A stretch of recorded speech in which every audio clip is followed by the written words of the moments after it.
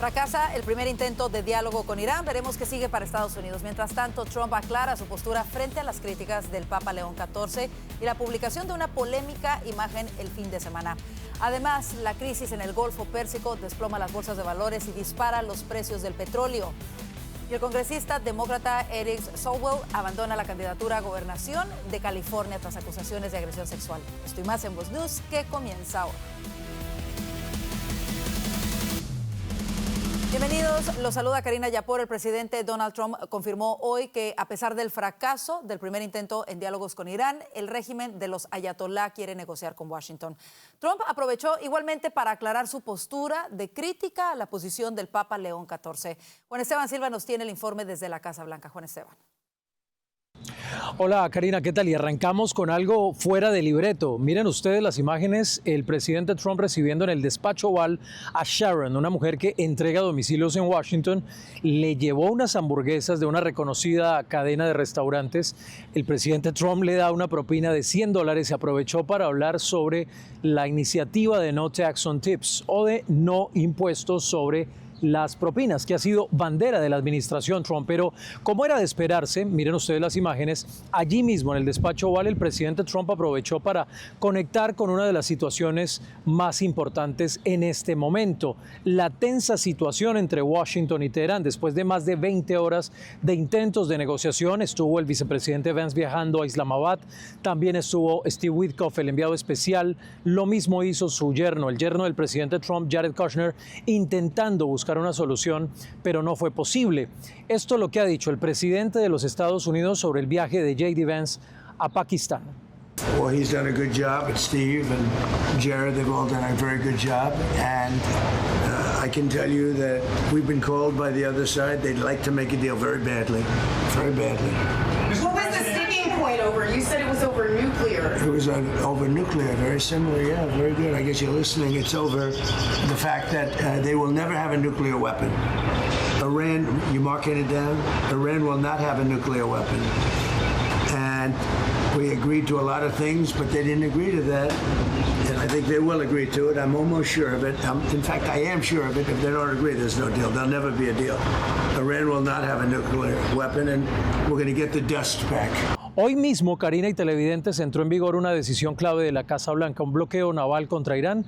Estados Unidos está impidiendo el tráfico marítimo hacia puertos iraníes, aunque permite el paso hacia otros destinos en la región. La medida llega después de que fracasaran, como les digo, esas negociaciones y que busca presionar directamente la economía iraní, especialmente las exportaciones de petróleo. Pero aquí está el punto clave. El estrecho de Hormuz, por donde pasa cerca del 20% del petróleo mundial, está en el centro de la disputa.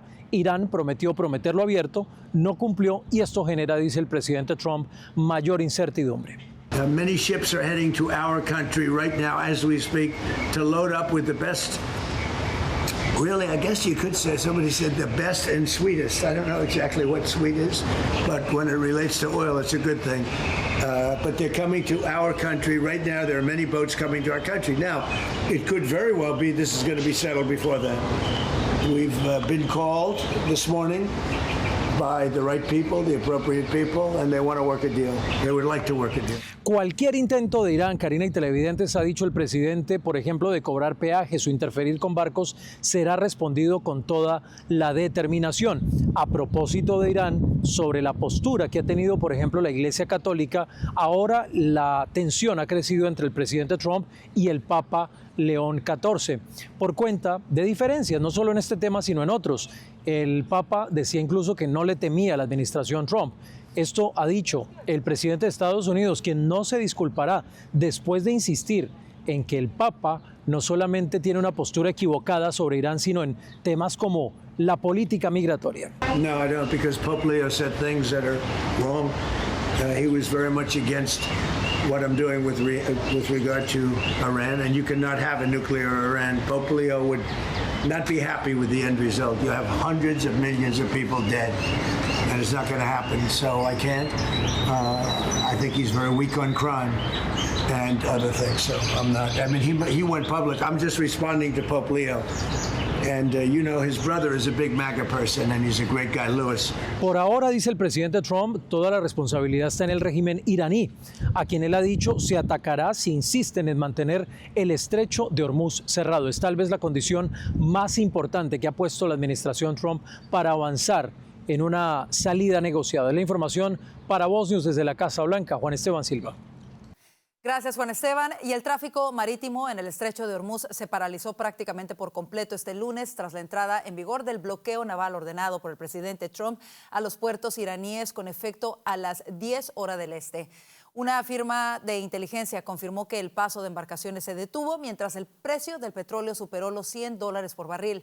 El crudo estadounidense avanzó un 7% hasta llegar a los $103.28. Las bolsas asiáticas y Wall Street operaban a la baja. En Nueva York, en los primeros minutos, el Dow Jones de Industriales mostraba una caída del 0.65%, situándose en torno a los 47.605 puntos. Las bolsas asiáticas abrieron a la baja. En los primeros 15 minutos, el índice Nikkei 225 de Japón cayó 175 puntos, un 0.31%. Las bolsas europeas tuvieron el mismo comportamiento en descenso. Y esta tensión geopolítica también tiene su impacto en el precio de la gasolina regular en los Estados Unidos. De acuerdo a la agencia AAA, el promedio de este combustible en el país se sitúa aproximadamente en $4.12 por galón. Si nos vamos a estados como, por ejemplo, el estado de California, ahí el promedio es de $5.89 por galón. Y justo para analizar el impacto económico y político que están causando estos últimos acontecimientos en el Golfo Pérsico, hacemos contacto con el economista y analista político Daniel Lacalle. Daniel, bienvenido de nueva cuenta a Voz News. Muchísimas gracias por invitarme. Daniel, la historia nos ha demostrado que no se puede negociar con el régimen iraní. Hoy mismo el presidente dijo que Irán está dispuesto a negociar de nueva cuenta, pero que se niegan a detener su programa de desarrollo nuclear. ¿Crees que Irán está ganando tiempo y que Estados Unidos se está mostrando débil? No creo que Estados Unidos se esté mostrando débil. Yo creo que la decisión del presidente Trump de cerrar el estrecho de Hormuz a los barcos de Irán le quita el último as que tenía el régimen iraní y desde luego debilita mucho a su principal socio estratégico, que es China, porque el 80% del tráfico que va por el estrecho de Hormuz va a China. Pero, desde luego, las llamadas a la negociación por parte del régimen iraní claramente tienen como objetivo intentar ganar tiempo, porque obviamente, y viendo lo que ponen encima de la mesa, no tienen el más mínimo interés ni en parar el programa de desarrollo nuclear, ni tampoco en mejorar la situación en cuanto a los derechos humanos o, por supuesto, nada de lo que tiene que ver con el mercado del petróleo. Por lo tanto, es absolutamente esencial que se ponga toda la presión posible financiera y logística para que un régimen que ya estaba en un desastre económico y social absoluto mucho antes de que hubiese una guerra termine de caer. No podemos olvidarnos que es verdad también que el régimen está descabezado, que no tiene unidad operativa, que la razón por la que escuchamos cosas completamente diferentes son porque muchas de esas fuentes no están coordinadas entre ellas y de hecho se acusan entre ellos de traidores. Por lo tanto, la estrategia tiene que ser de mantener la presión, porque en el momento en el que no se mantenga la presión, inmediatamente la Guardia Revolucionaria va a continuar intentando pues lo que ha hecho en los últimos meses, que ha sido masacrar a su población y reagruparse, ejecutando mujeres. Exacto. Y reagruparse de alguna manera. Daniel, vámonos ahora a los efectos económicos. Las bolsas sufrieron una fuerte baja, los precios del petróleo superaron los $100. ¿Qué impacto económico mundial podría darse si estos precios del petróleo se mantienen por mucho tiempo? Bueno, lo primero que hay que poner en el contexto es precisamente eso, ¿no? Los precios del petróleo efectivamente han subido, pero el mercado mismo descuenta que esos precios del petróleo van a tener un alza muy a corto plazo. Es decir, que la curva de futuros muestra que hay una fuerte desinflación a medio plazo. Y yo creo que eso es importante. El mercado entiende que hay un problema de riesgo geopolítico, pero no tanto un problema de suministro. Y es importante entender que a medida que va pasando el tiempo, la posición de control con respecto al suministro petrolero de un 20% del petróleo mundial del estrecho de Hormuz va desapareciendo. Un 80% del suministro global ha sido reorientado o mitigado, y yo creo que esos son elementos importantes. La bolsa precisamente está reflejando eso, está reflejando un entorno en el que no parece descontar un gran problema económico, porque es verdad que ha caído, pero no ha tenido una caída como podríamos imaginar si hubiese un riesgo tipo 2008 Claro. o 2022. Yo creo que esos son elementos importantes, y la economía está desempeñando de manera mejor de lo que se esperaba. ¿Y por qué? Porque la intensidad energética del crecimiento económico se ha reducido mucho en los últimos años. Por lo tanto, todos esos factores son relevantes, particularmente para Estados Unidos, además. Claro. Sin embargo, el mismo presidente advirtió que podrían sostenerse estos precios altos en el petróleo incluso hasta las elecciones de medio término. ¿Crees que esto va a tener un impacto inflacionario por estos meses y que eso puede perjudicar algunas de las metas de la administración en materia económica?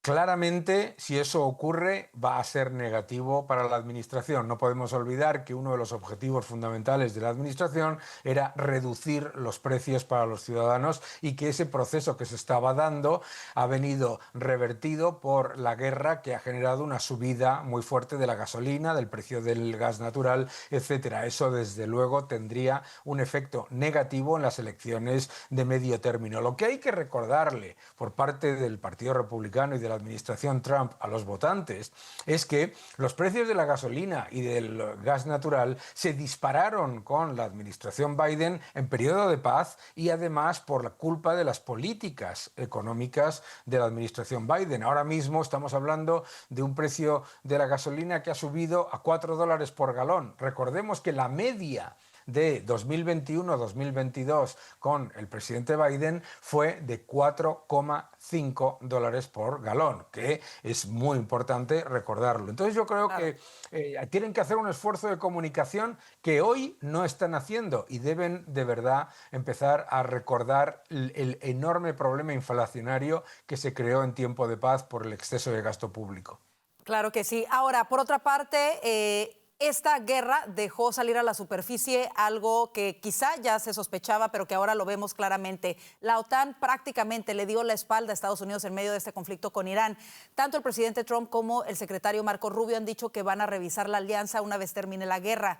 ¿Quién pierde más en medio de esta tensión, Daniel?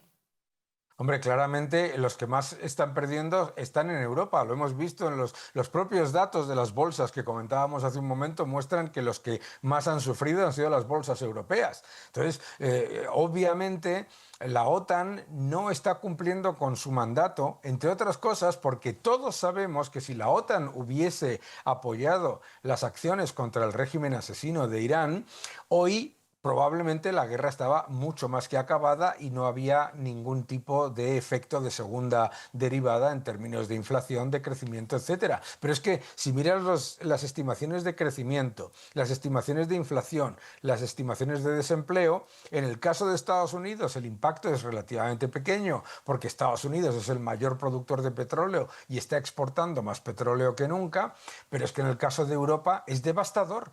Entonces, la OTAN debería haber tomado la decisión de apoyar, al menos logísticamente, en un conflicto que se habría acabado probablemente hace un par de semanas. ¿Crees que su postura tiene que ver con la migración islámica que tienen ya varios países, que es importante en varios de estos países europeos? Yo creo que parte de la postura efectivamente es eso. Otra parte relevante es esa equidistancia entre el régimen iraní y sus socios del Golfo, entre Israel y Hezbollah y Hamas, entre China y Estados Unidos. Muchos países de la OTAN parece que viven en una especie de mundo creado de dibujos animados, en el que se puede tomar una posición en la que eres socio comercial y estratégico y en todos los sentidos de adversarios que no solamente son adversarios desde un punto de vista económico, que no sería el problema, sino que son adversarios desde un punto de vista social, y que además son una amenaza, como es el caso de Irán, para los propios países Claro. de Europa. No podemos olvidar que el régimen iraní ha financiado todos los actos terroristas que ha sufrido en muchos países europeos en los últimos años. Por supuesto. Pues Daniel, queremos agradecerte muchísimo el haber estado con nosotros para hablar de este importante tema. Seguiremos atentos a qué sucede con la guerra y a qué sucede entre la relación entre Estados Unidos y la OTAN. Gracias de verdad. Muchas gracias. Un fuerte abrazo. Y economistas de la Casa Blanca estiman que Estados Unidos enfrenta un déficit de 10 millones de viviendas, según un nuevo informe oficial. El análisis sostiene que reducir la carga regulatoria podría impulsar la construcción, estabilizar precios y fortalecer la propiedad de vivienda, una postura que analistas consideran clave para reactivar el crecimiento. El informe también plantea un desafío político para el presidente Trump, cuya agenda económica ha enfrentado presiones externas como los conflictos internacionales y el aumento de las tasas hipotecarias. Aunque Trump firmó órdenes ejecutivas para flexibilizar regulaciones y facilitar créditos, la Casa Blanca ha tenido dificultades para mantener el foco en la crisis de vivienda. Aún así, sectores conservadores destacan que proteger el valor de las propiedades sigue siendo una prioridad para la administración. En otros temas, la nominación de Irán, China, Nicaragua y Cuba para integrar comités clave de la ONU, incluyendo áreas vinculadas a los derechos humanos y derechos de las mujeres, ha generado fuertes críticas internacionales y cuestionamientos sobre la legitimidad del organismo. Observadores califican la inclusión de estos países con historiales represivos como una burla a los derechos humanos y un reflejo de ineficiencia. Sectores críticos cuestionan cómo gobiernos señalados por vulnerar derechos fundamentales pueden formar parte de un órgano encargado precisamente de supervisar y apoyar a organizaciones civiles. Ahora se suma la nominación de Irán al Comité de Programa y Coordinación, un órgano clave que influye en políticas sobre derechos humanos, derechos de las mujeres y prevención del terrorismo. ¿Qué le parece? De regreso a nuestro entorno, el congresista demócrata por California, Eric Swalwell, enfrenta una fuerte crisis política tras la aparición de múltiples acusaciones de conducta sexual inapropiada por parte de varias mujeres. Vanessa Vallejo nos tiene un informe de las acusaciones e investigaciones que enfrenta el congresista. Vanessa. Al menos 4 mujeres han denunciado conducta sexual inapropiada por parte del congresista demócrata Eric Swalwell, quien tras las denuncias y la presión ha decidido retirar su campaña para la gobernación de California. Hoy, además, el Comité de Ética de la Cámara de Representantes anunció que abrirá una investigación en su contra. Las acusaciones contra el congresista se centran principalmente en denuncias de conducta sexual inapropiada y en al menos un caso de agresión sexual. Una ex colaboradora afirma que él la agredió en 2 ocasiones, incluyendo un episodio en el que, según su testimonio, ella se encontraba demasiado intoxicada para otorgar consentimiento, lo que constituiría una acusación particularmente grave.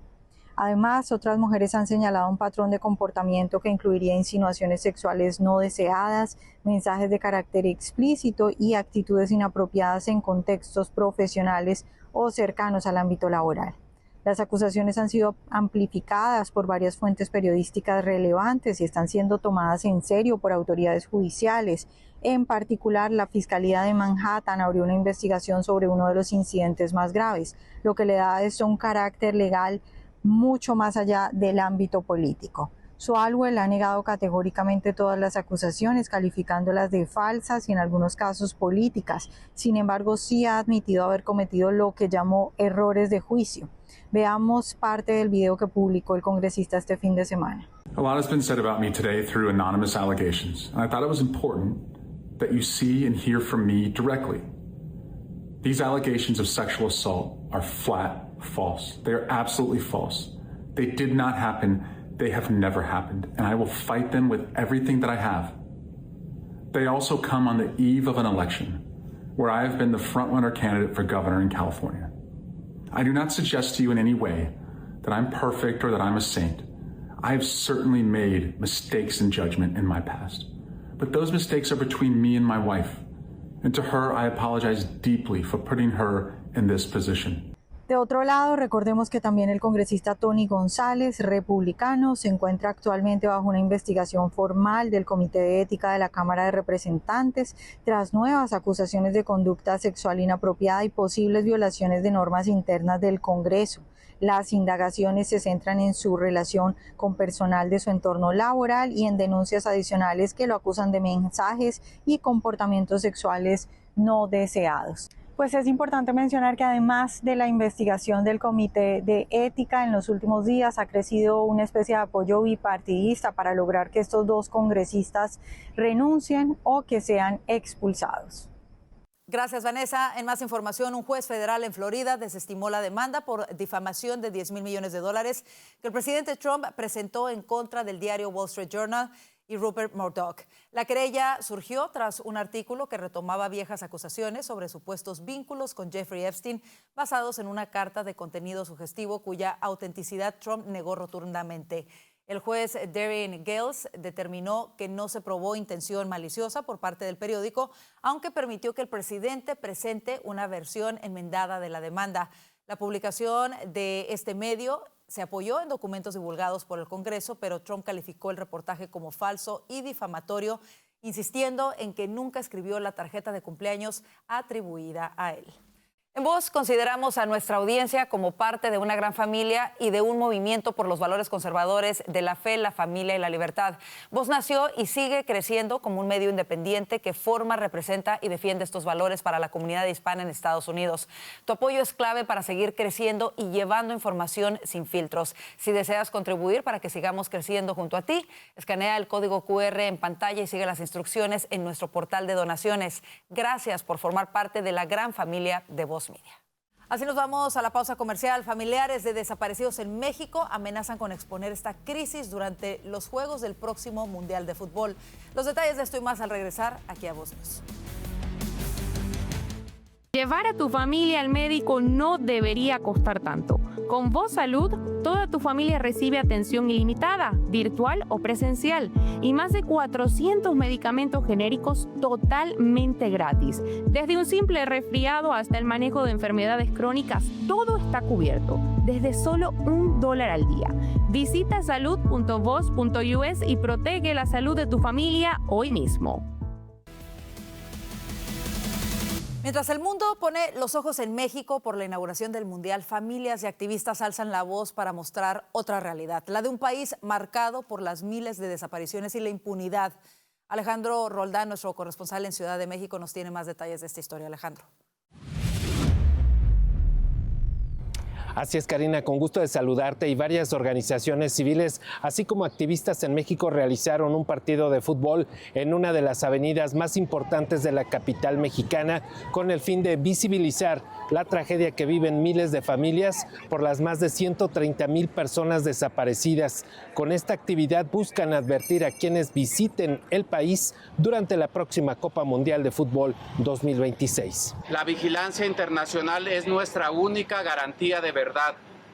Denunciamos abandono institucional y los intentos sistemáticos de cada administración por matizar las cifras y administrar el dolor. Los activistas y organizaciones titularon esta actividad como Cascarita por la Memoria y el Olvido, que se realizó frente a la glorieta de los desaparecidos. Señalaron que México no puede ser sede deportiva mientras sea una fosa clandestina, por lo que la presidenta de México, Claudia Sheinbaum, reaccionó sobre este tema. No va a haber ningún problema en el Mundial, ninguno.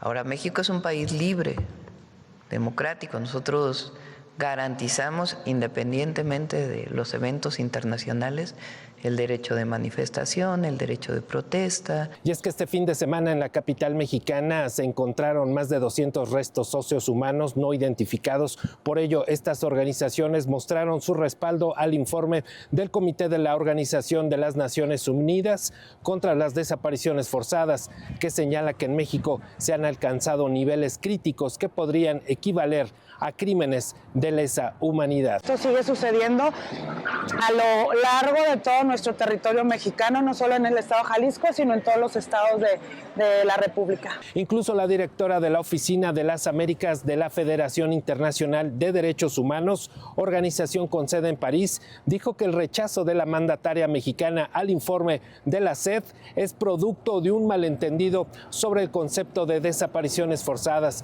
Señaló que suponer que si el gobierno reconoce estas desapariciones, México sería un estado fallido, no es correcto. La presidenta Sheinbaum dijo que recibirá al alto comisionado de la ONU tras rechazar este informe. Ahí en el informe también plantean algunos apoyos de coordinación, etcétera. Entonces, tomar, digamos, la parte importante del informe hacia el Gobierno de México que nosotros reconocemos para poder dialogar con el Alto Comisionado y con todos los organismos relacionados con derechos humanos. Esta es la información desde la Ciudad de México para Voz News, Alejandro Roltán. La aerolínea española Iberia suspendió por lo menos hasta noviembre sus vuelos a Cuba debido a la situación que atraviesa el país, marcada por problemas de abastecimiento. Así lo informó este lunes un portavoz de la compañía. Cuba, que solía abastecerse de petróleo venezolano hasta la captura en enero de Nicolás Maduro, es objeto desde entonces de un bloqueo petrolero por parte de la administración del presidente Trump.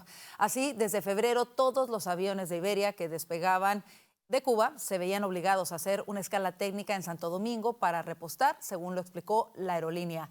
Cuba, con 9.6 millones de habitantes, atraviesa una profunda crisis económica y energética marcada por una elevada inflación, prolongados apagones y una escasez persistente en alimentos y medicinas.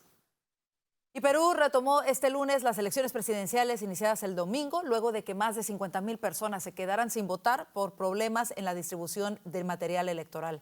La candidata derechista Keiko Fujimori es favorita para un balotaje con el 16.9% de los votos, según el conteo oficial, con más de la mitad de las actas escrutadas.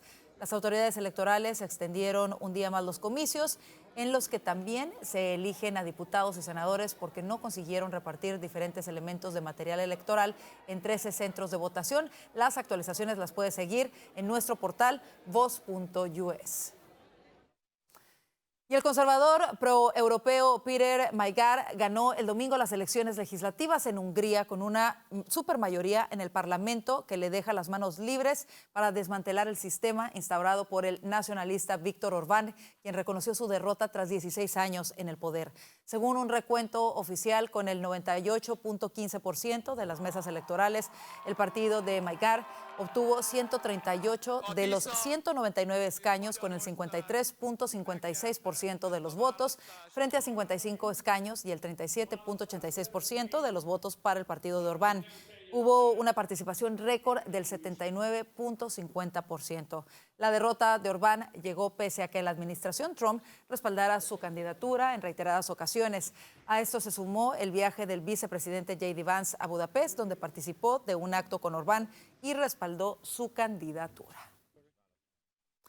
Y en España, el juez Juan Carlos Peinado determinó que seguirá adelante el proceso penal en contra de Begoña Gómez, esposa del presidente Pedro Sánchez, y su asesora María Cristina Álvarez, por los presuntos delitos de tráfico de influencias, corrupción en los negocios, en el sector privado, malversación de caudales públicos y apropiación indebida. La acusación sostuvo que desde la llegada de Pedro Sánchez a la presidencia, su esposa, Begoña Gómez, expandió rápidamente su red profesional y de influencia, especialmente tras asumir cargos públicos en el gobierno. Además, según el texto judicial, Gómez contrató a su amiga María Cristina Álvarez con salario público para asistirla tanto en actividades profesionales como privadas. Y el acceso a servicios de salud preocupa a muchas familias. Si buscas una opción sencilla y asequible de servicios de salud para ti y tu familia, con Voz Salud obtienes atención médica 24/7, cuidado urgente, salud mental y mucho más, sin complicaciones ni sorpresas en la factura. En Voz conocemos las necesidades de la comunidad hispana en Estados Unidos y por eso hemos establecido una alianza con Lassie Health para ofrecer a nuestra audiencia membresías que incluyen consultas virtuales ilimitadas, descuentos en pruebas, especialistas, procedimientos y más de 400 medicamentos gratis o con entrega a domicilio. Todo desde un plan simple y transparente que puedes cancelar cuando quieras. Visita ahora salud.voz.us o escanea el código que aparece en pantalla y encuentra el plan ideal para ti y tu familia. Tu salud en tus manos. Así nos vamos a la pausa comercial. Quédese, ya vienen nuestros analistas para hablar de lo que hace titulares hoy. Si nos ve a través de YouTube, recuerde que el panel comienza en el siguiente link.